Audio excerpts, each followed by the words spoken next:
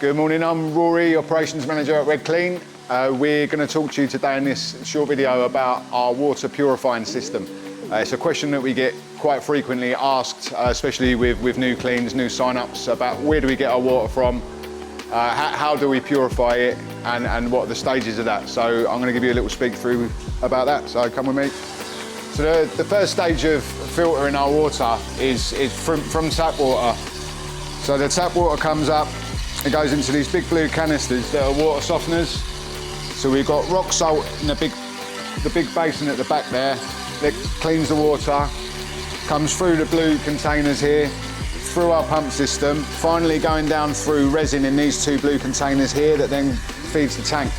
So the water gets washed all the way along the way, pumps back into the tank. Any water that isn't cleaned just gets put back down to waste, and we take the rest of the water out for cleaning your windows. This, the resin that we have in these blue canisters here, the final stage of the water wash system, it's expensive, and some other companies don't want to spend the money, therefore they don't get the end results like we do with the purified water. We'll go along and we'll show you now where the green hoses lead. Right, so as you can see with this tank here, we can purify up to 10,000 litres of water a day in-house. Once the water goes through the system, it comes into this tank. We've then got submersive pumps inside the water in here that then feed these green hoses that go to like a petrol pump at the end that we fill up our vans with each morning. So all the lads have constantly got a full tank of purified water that we make ourselves here.